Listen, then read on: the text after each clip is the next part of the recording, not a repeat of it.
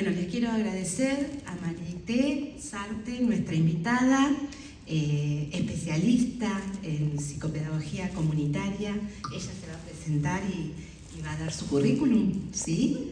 ¿Sí?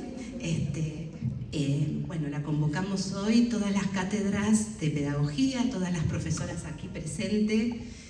Somos 11 cátedras este cuatrimestre de pedagogía general, así que nada, tuvimos el honor de que nos haga esta visita y nos comparta sus saberes para crecer, para trabajar en comunidad como corresponde a la psicopedagogía.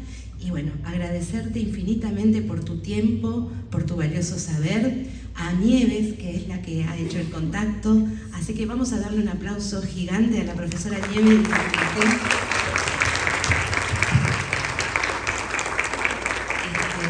Y bueno, en nombre de la Escuela de Formación Continua de la Universidad de La Matanza, abrimos este espacio para escuchar a nuestra disertante.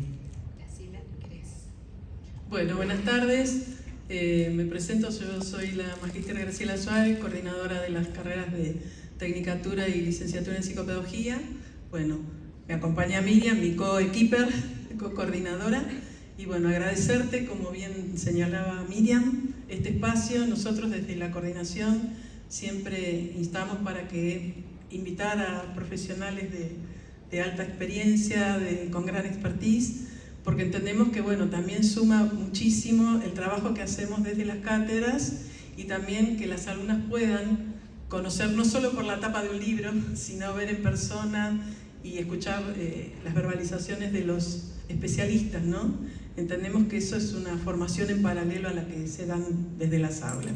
Así que bueno, muchísimas gracias y bueno, atentas a escucharte. Bueno, muchas gracias, muchas gracias.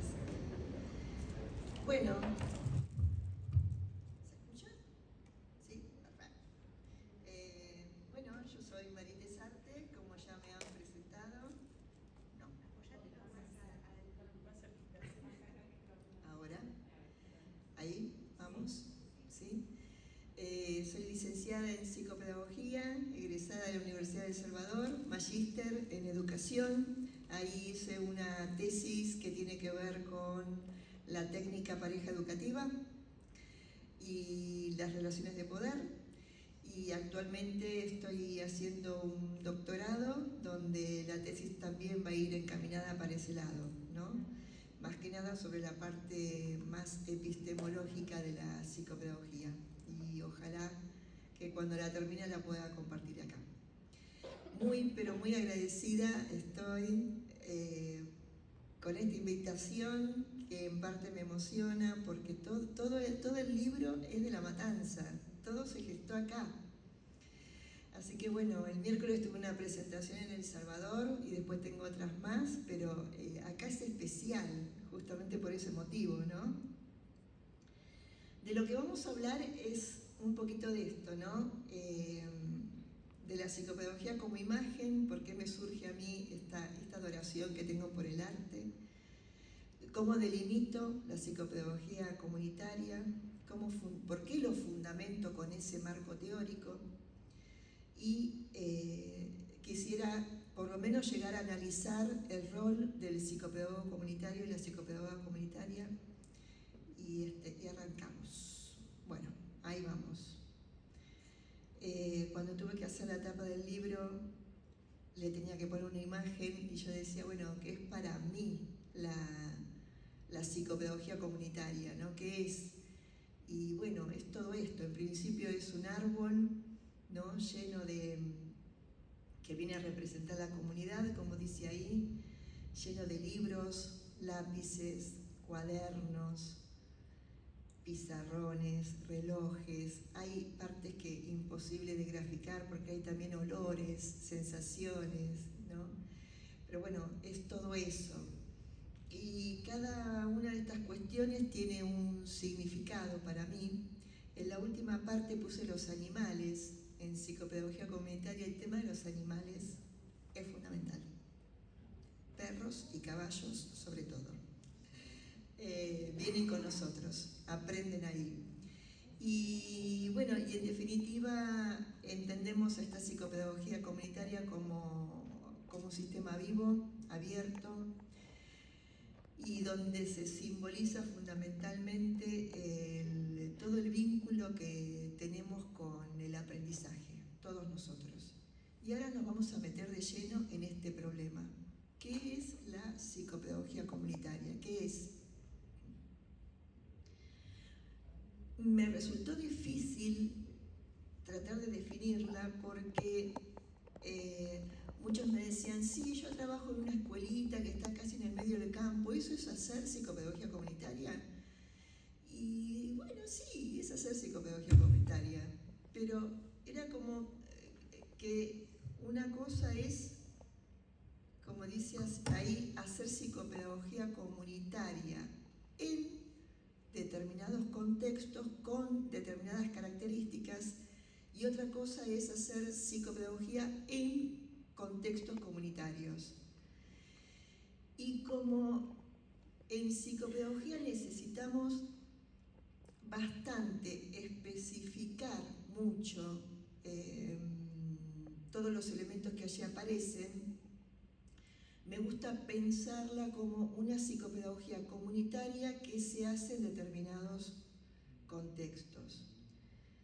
Cuando nosotros leemos las incumbencias del psicopedagogo y de la psicopedagoga, si ustedes se fijan, se nombran las áreas salud, educación, podemos trabajar en lo laboral, en lo forense. No aparece algo muy importante que es docencia e investigación, que tenemos que hacer mucho por ahí, pero no aparece lo comunitario. Me llamó la atención. Entonces lo primero que pensé, dije, claro, si toda la psicopedagogía es comunitaria, la psicopedagogía en sí es comunitaria, y más en nuestro territorio. Por eso no aparece como un ámbito aparte, ¿no? Aunque me están diciendo que hay algunas asociaciones que están presentando esto como un área. Pero más allá de eso, aparece esta primera idea que la considero importante para mí, que la psicopedagogía es comunitaria. Y ahí aparece, y ustedes hagan el ejercicio, cada uno de ustedes, de definir qué es la psicopedagogía.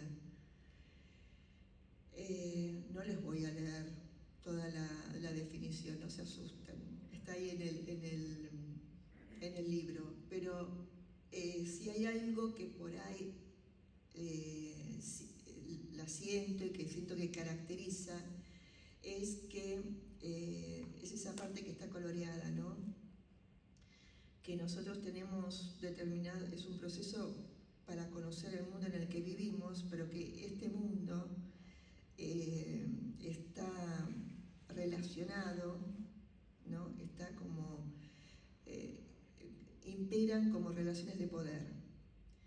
Estas relaciones de poder están alimentadas por ideologías, estas ideologías aparecen a modo de discursos, a modo de discursos que se imponen, que llegan a ser dominantes, y que a veces, lamentablemente, nos dicen de qué manera aprenden o no aprenden los chicos, o los adolescentes o los adultos, con todo lo que esto implica.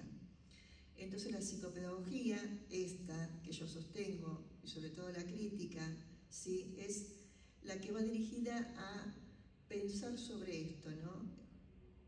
Esto que aparece y que me dicen, ¿no? ¿De qué manera lo puedo pensar como un discurso, algo cerrado, y en el cual yo veo que se juegan algunas fuerzas?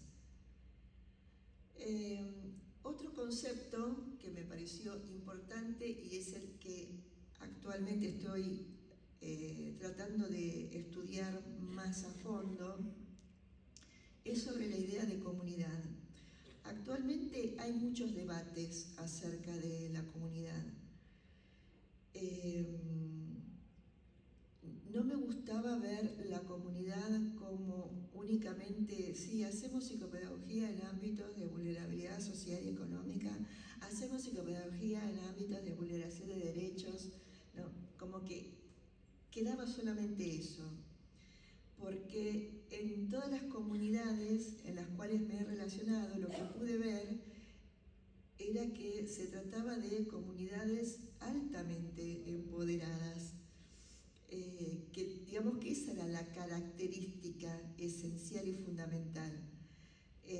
Después venía, por supuesto, la vulnerabilidad, reconozco las vulnerabilidades en cada uno, pero sí pude ver esto, ¿no? El empoderamiento.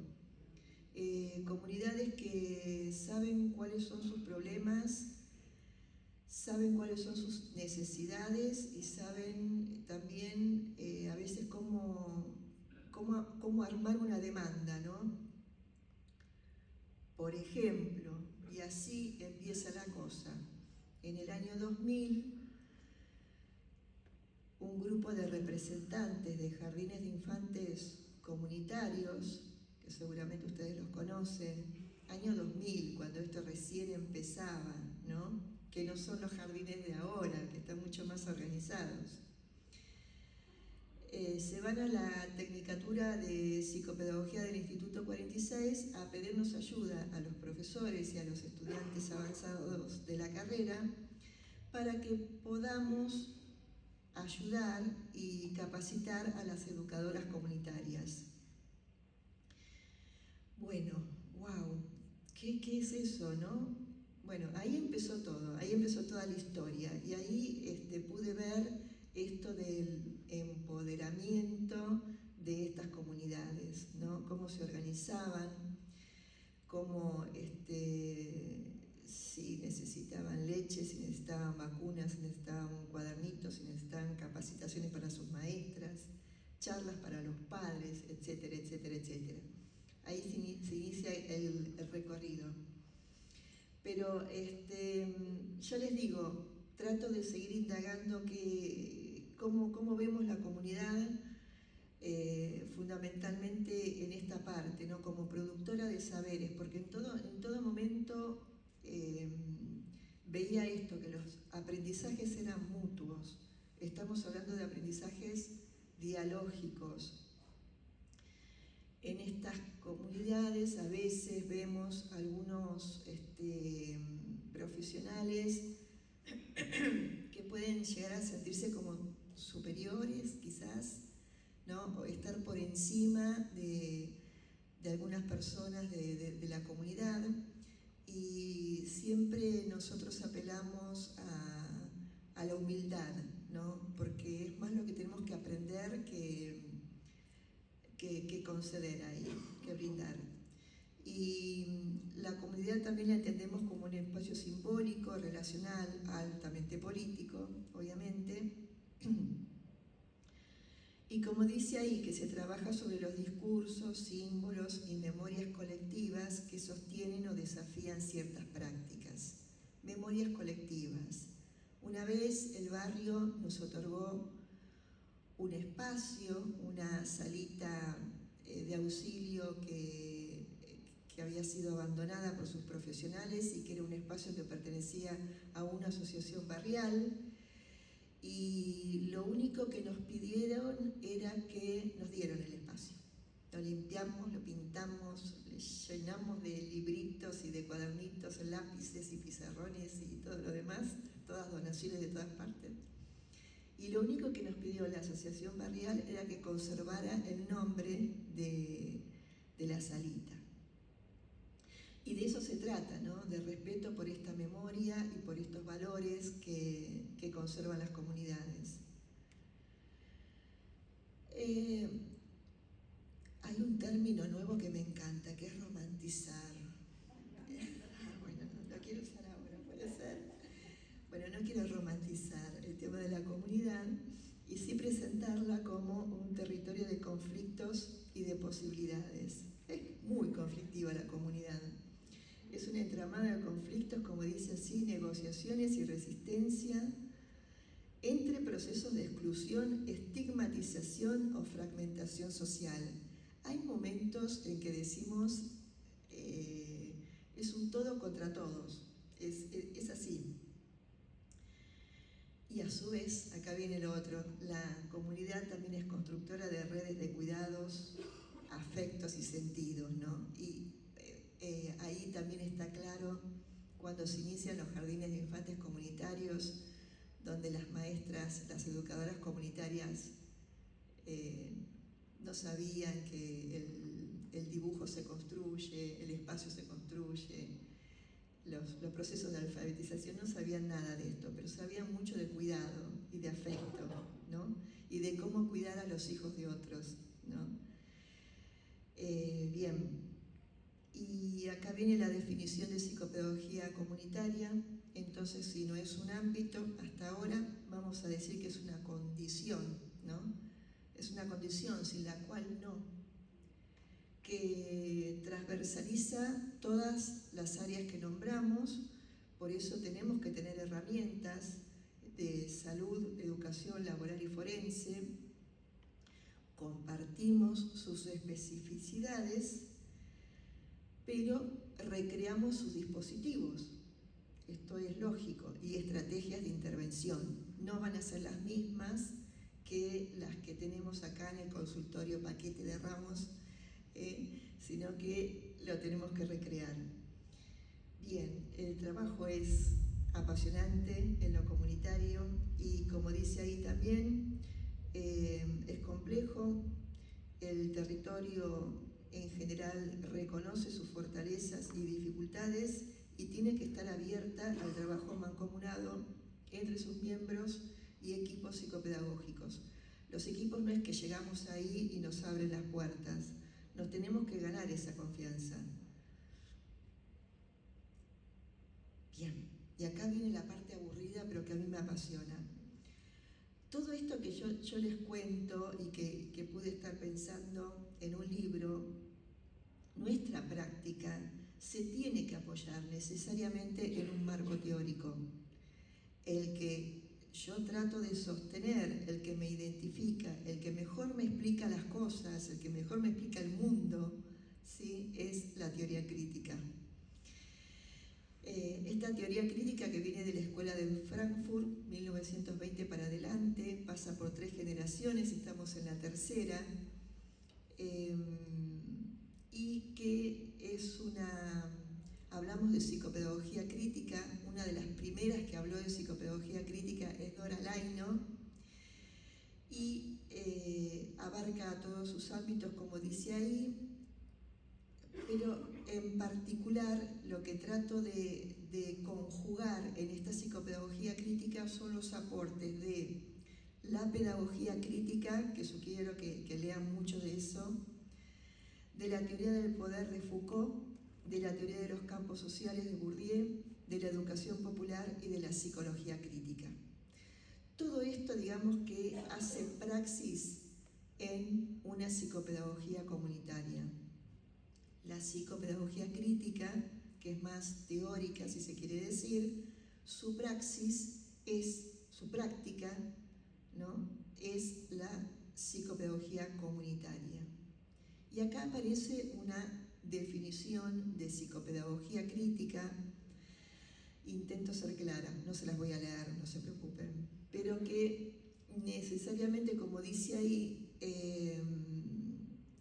participa en la comprensión de cómo las relaciones de poder juegan un papel determinante en el vínculo entre los que aprenden y enseñan, ¿sí?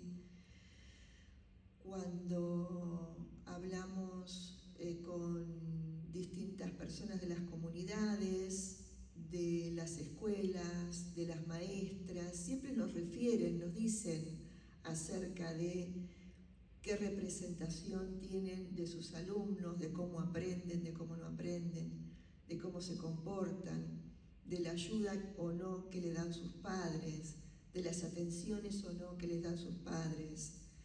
A veces todo eso está envuelto en relaciones de poder.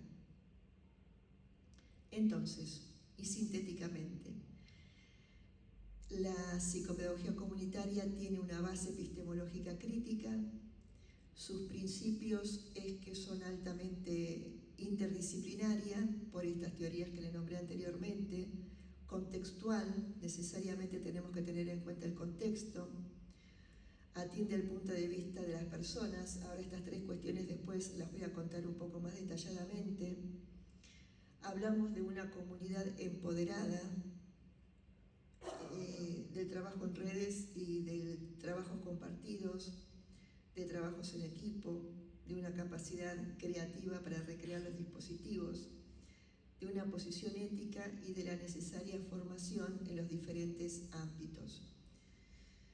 Y acá aparece esta autora, Dora Laino, que en particular me encantó porque me abrió un poco el pensar esto de una psicopedagogía crítica que provenga de la Escuela de Frankfurt.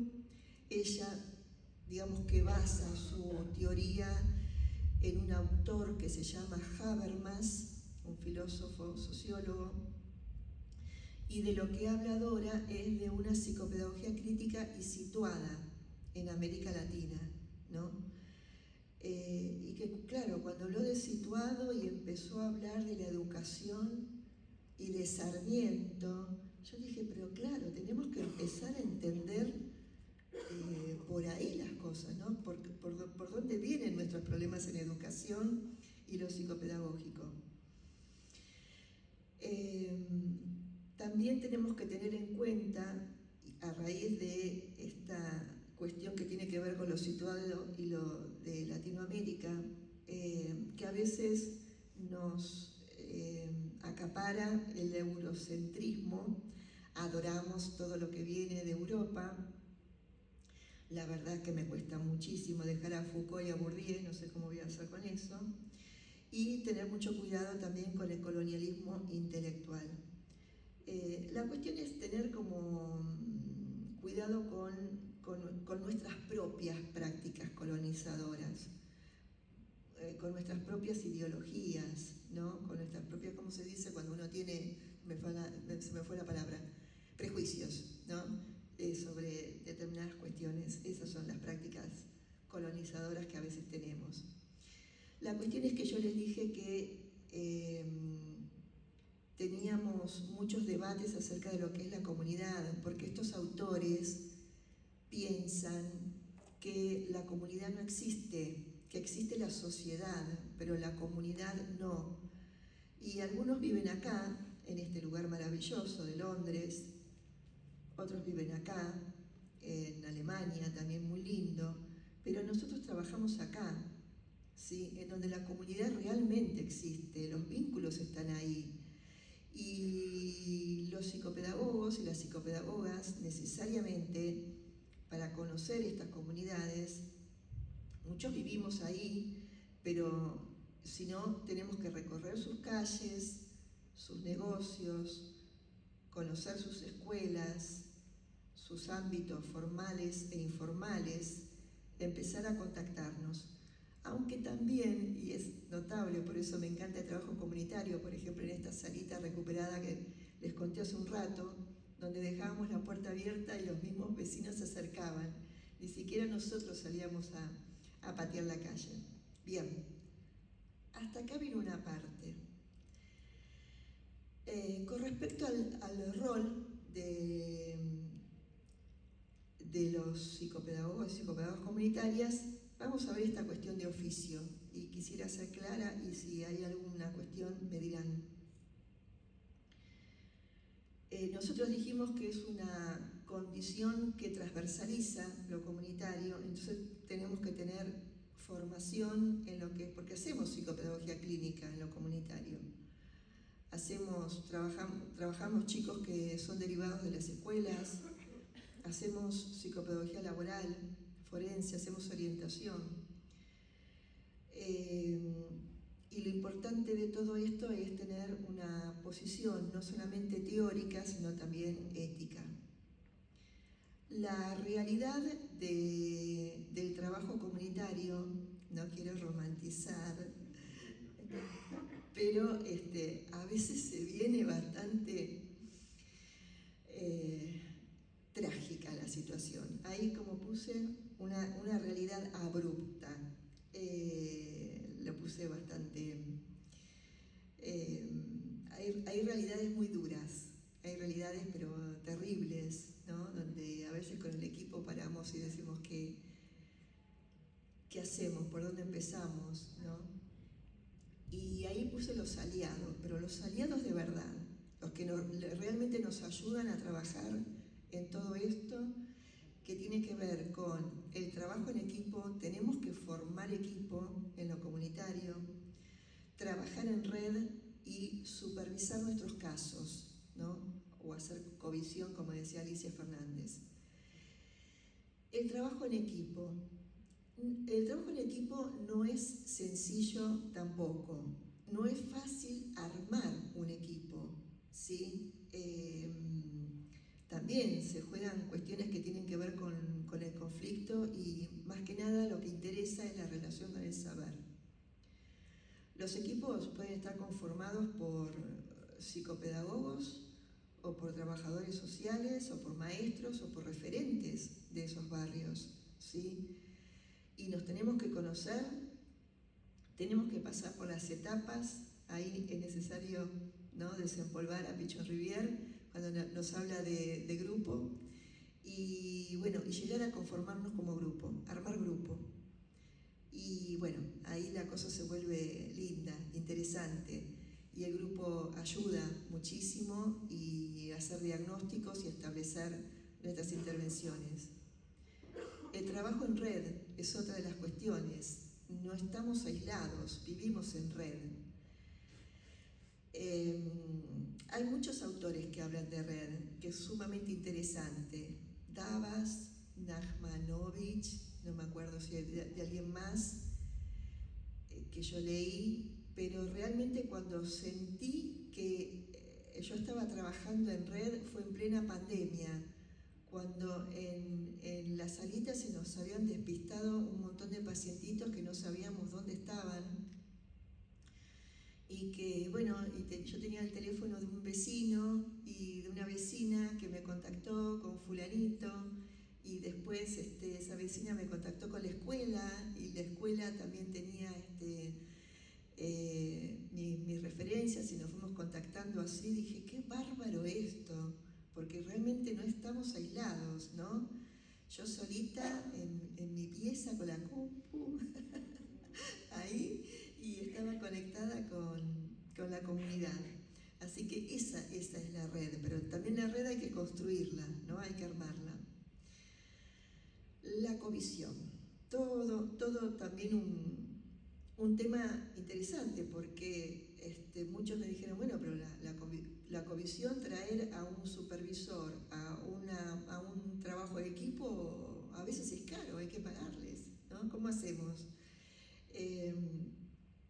Y hay una cuestión con esto. Podemos hacer supervisión dentro del mismo equipo, aunque hay autores que dicen que eso no es supervisión, pero lo podemos hacer, ¿sí? En este trabajo de equipo, yo tengo un problema determinado con un caso en el cual convoco al equipo para que me ayude a resolver esto, que tenga una mirada por ahí más externa a lo que a mí me está pasando, ¿sí? O bien, también, y forma parte de la red, convocar a un especialista, ¿sí?, con onda, que venga a ayudarnos y que de manera gratuita y desinteresada nos ayude a supervisar este caso. Eso también es válido, ¿sí? Así que vayan armando agendas. Lo bueno de las supervisiones, siempre tengan en cuenta que nos tenemos que llevar, cuando alguien nos supervisa, nos tiene que despejar cuestiones de nuestro diagnóstico psicopedagógico, nos tiene que sugerir algunas cuestiones que tengan que ver con las intervenciones, ¿qué hago, no? ¿Cómo sigo con esto?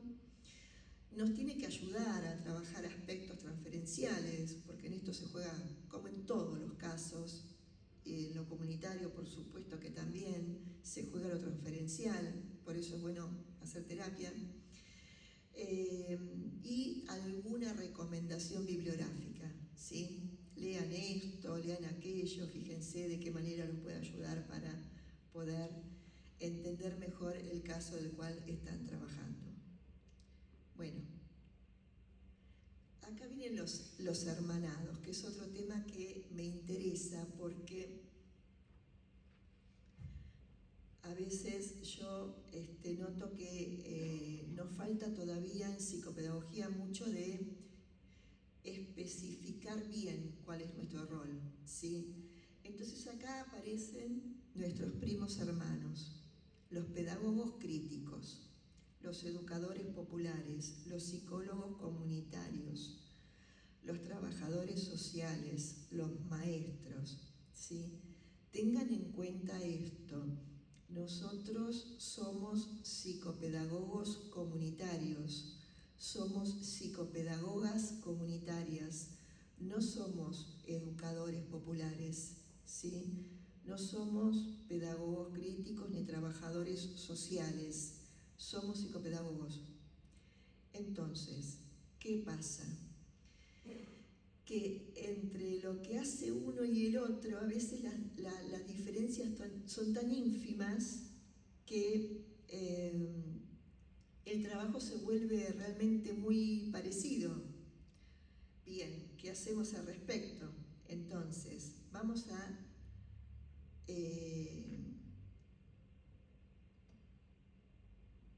tratar, por ejemplo, de analizar la educación popular.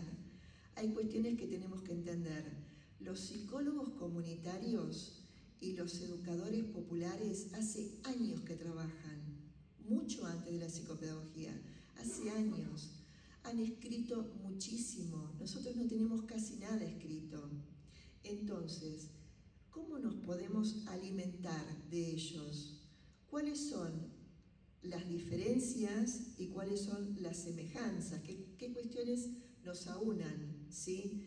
Pero está bueno leer mucho acerca de lo que es la educación popular. Por ejemplo, en este caso, fíjense cuál es el marco teórico de la educación popular, las conciencias críticas y utópicas, la teología y ética, la psicología de la liberación, la interculturalidad crítica y el pensamiento anticolonial y decolonial.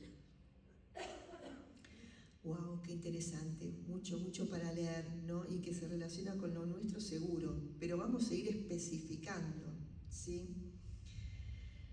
Bien, la psicopedagogía comunitaria, por supuesto que aporta su saber. Yo creo que aporta mucho más en relación con lo que tiene que ver con las subjetividades, con las dificultades en el aprendizaje o con el aprendizaje. Ahí está más su aporte. Los educadores populares hablan de pueblo y nosotros de comunidad, y bueno, a lo mejor esta diferencia no es tan grande como para distanciarnos. La psicología comunitaria, una referente por excelencia súper recomendable es Marisa Montero.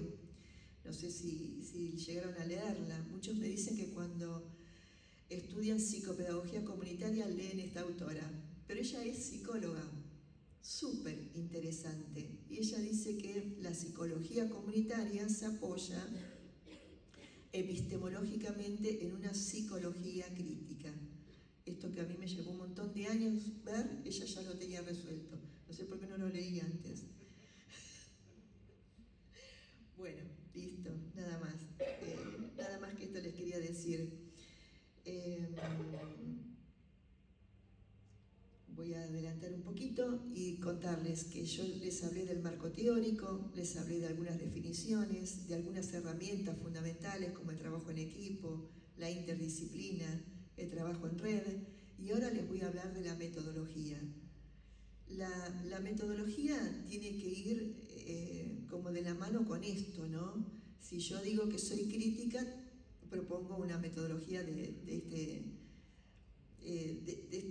este mismo corte, y que responda a esto, al análisis de representaciones e ideologías actuales y sociohistóricas, y que se vinculen con relaciones de poder desde las contradicciones que aparecen en la vida cotidiana de los aprendizajes, y que además contemple las vicisitudes de una psicopedagogía en comunidad.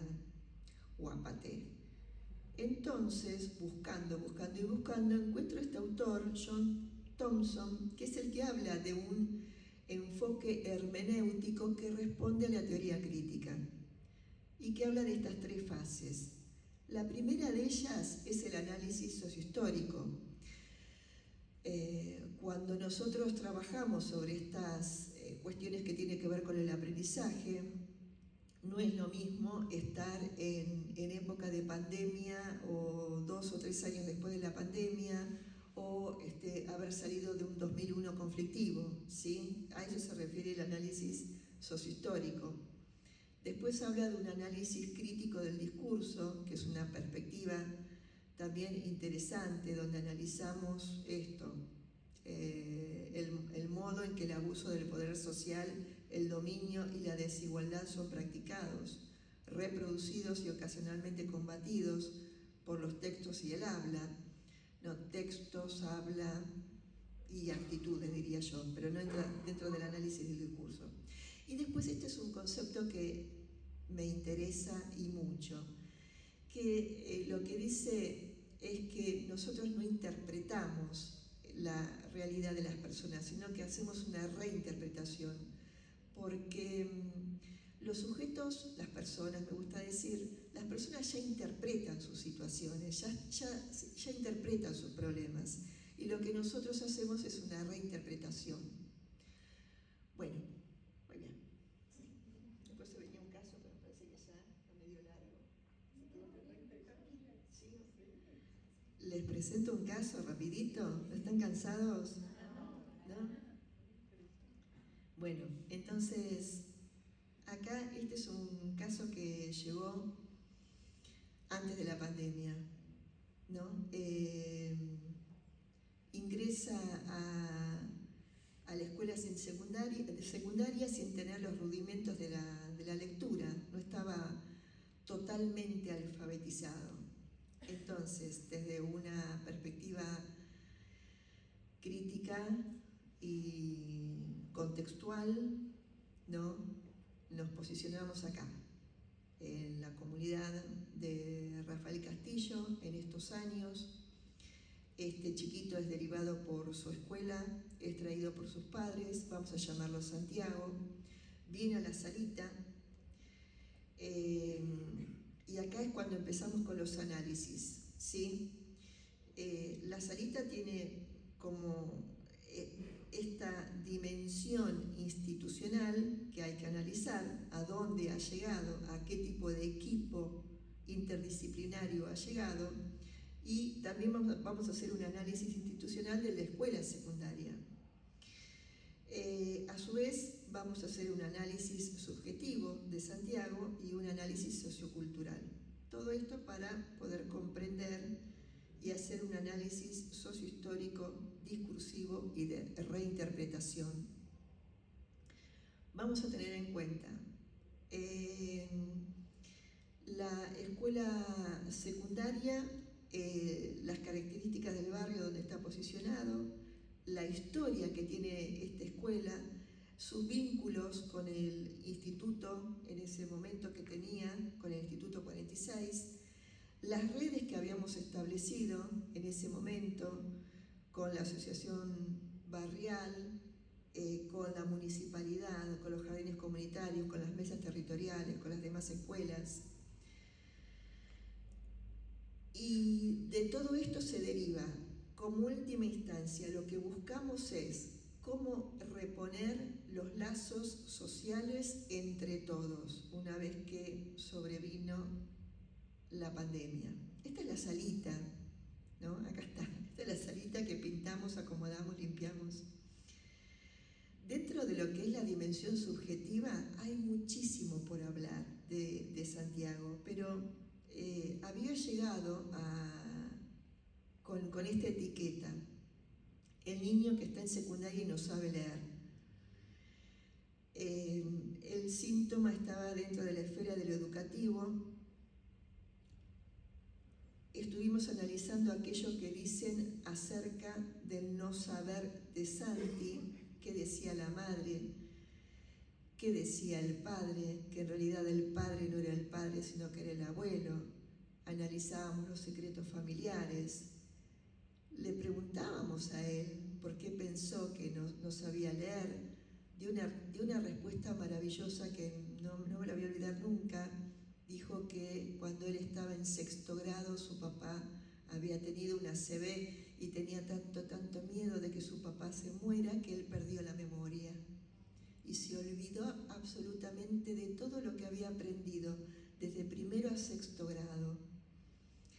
Bien, entonces de esta manera exculpó a los padres, a la escuela, hasta la jardinera que lo vio en aquel entonces, a la sociedad entera, ¿sí? Estas fueron las explicaciones. Vimos muchos indicadores de ocultamiento. Por ejemplo, Santi tenía unas carpetas con una letra hermosa, chiquita, parejita, súper ordenada, súper prolijo, pero no sabía leer, era un copista por excelencia. Y cuando le preguntamos, bueno, pero en definitiva, ¿para qué sirve leer? Él contestó que saber leer servía para encontrar el nombre de su calle, poder leer el letrero con el nombre de su calle, lo que nos habla de toda su necesidad de orientación.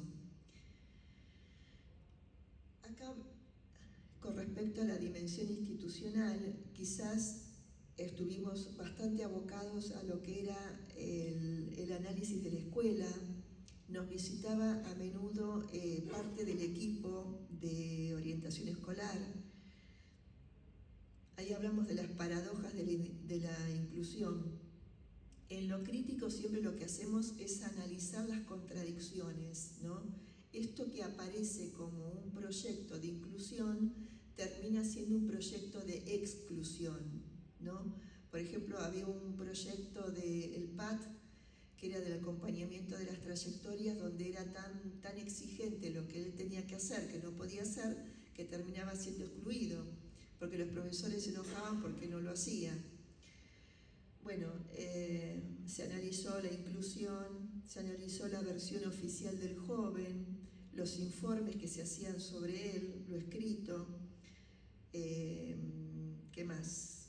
Se analizó el desencuentro entre la familia y la escuela, el desencuentro que había también entre la salita y la escuela, los padres no conseguíamos establecer un diálogo. Y después, bueno, en cuanto a la dimensión sociocultural, ahí tomamos algunos autores que nos pudiesen ayudar. Después de este ingreso de Santi a la salita, sobrevino la pandemia con todo lo que eso implicó. Y trabajamos con estos autores, Bleichmar, Barbagelata, que habla de la precariedad en el lazo social, Sebasco, la dimensión social del síntoma, Ticio, cuando habla de vacío y vaciamiento, Kiel, que es tan interesante, Laura Kiel, se los dejo acá también, cuando habla de las condiciones de la cultura que no facilitan la implicación subjetiva del malestar, porque sus cuadernos eran tan prolijos que nadie te decía, bueno, ¿qué está pasando con vos? Que no estás aprendiendo. Y bueno, y pensar en red, en equipos y en otras instituciones. Me voy directamente, hay muchísimo más para hablar de este caso, muchísimo más, pero nos vamos directamente a los dispositivos de trabajo. ¿Qué hacemos? La idea era, como dice ahí, reponer el lazo social en un trabajo en red, equipos e instituciones. Echamos mano a todas partes, que nos den ayuda por todas partes. Por supuesto que ese año repitió Santi y el año de pandemia también. Pensamos en dispositivos que tomen aspectos subjetivantes y que den lugar simbólico para el joven, dar paso a la cultura, intervenciones con lazo con la escuela, que implique el malestar del síntoma, dar lugar a la palabra, ¿no? Prácticamente no le hablaban. La escuela decía que él no les hablaba a la escuela, ¿no? Que no iba a buscar el cuadernillo, que solamente iba a buscar el bolso de comida, bueno, entonces, esos chisporroteos que a veces se producen entre escuelas y familias. Hablamos del cuerpo en la virtualidad. En su momento armé un videíto con un adorno que yo tengo de un globo terráqueo chiquitito, y hice un videíto muy chiquito y torpe diciendo, bueno, ¿para qué sirve la historia, ¿no? La matemática en relación al conocimiento del mundo, ¿no? La geografía, ¿para qué sirve estudiar todo eso, ¿no? Básicamente para comprender el mundo en el que vivimos. Y después cuando yo le pregunto, bueno, ¿y la historia para qué sirve? Él me dice, la historia sirve para estudiar y para pasar de año, después de todos mis esfuerzos críticos. Sí. Bueno, pero seguimos.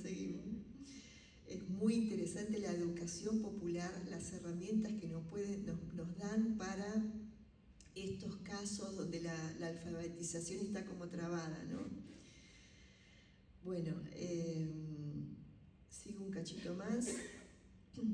Dispositivos que anuden, siempre buscamos eso, siempre con humildad, no vamos con una crítica severa hacia la escuela, lo que no hiciste, lo que no, siempre con humildad y viendo a ver quién de ahí nos puede dar una mano, ¿no? Siempre hay, ¿no? La profe de lengua se entusiasmó con esto, o alguien del equipo. Los problemas con el equipo eran que cambiaban todos los años, entonces era difícil contactarse con ellos. La continuidad, no había. Era otro de los problemas, pero hay que pensarlo. ¿Cómo los pensamos, la continuidad en equipo, ¿no? ¿Cómo resolvemos esto? Y después, bueno, definir en equipo los apoyos pedagógicos de los aprendizajes, que en esto nos daban una mano terrible las maestras y los profesores, nos dan muchísimas herramientas. Bien, desarmar el discurso del diagnóstico psicopedagógico tradicional sin etiquetamientos y mirarlos de otra manera. Muy bien. Y después, por supuesto, trabajar con la familia, ¿no? Y estas son las conclusiones que puse. Leer en la escuela secundaria, siendo portador de un síntoma, con secretos familiares, sin acceso a la información, con pérdida de memoria, ocultamientos. Guápate, qué difícil, ¿no? ¿Qué hacer? ¿Cómo intervenir? Operar como mediadora, no solo intérprete, ofreciendo significantes, simbolizar pérdidas, desconexiones, ser referente, tener una función adulta más allá del rol. Brindar un lugar solamente para Santi, con diálogos, juegos, contenidos. Había como esas ceremonias mínimas, ¿no? Él siempre venía a la salita, siempre venía con su cuadernillo. Eso era lo lindo, y había como una ceremonia porque era justo el momento de mi cafecito con galletitas que compartíamos ahí y después entrábamos en tarea con lo que a él le gustaba, ¿no? Y qué interesante es ir conociendo, ¿no? Como cuando hablábamos de la escuela y de los contenidos, su lenguaje era trabado, era escueto, hosco, pero cuando me hablaba de Boca, del equipo de fútbol, y cuando me hablaba de unas tablas que nunca las entendí en mi vida, de cuando están primeros en la tabla y segundos, y su lenguaje era tan fluido y tan entusiasmado, y cómo me explicaba él y que estaba contento porque Boca iba primero y que iba a pasar si perdía. No. Yo decía, pero esto que lo entiende tan bien es increíble, cómo lo habla, cómo lo verbaliza. Bueno, todo eso a través de las ceremonias mínimas.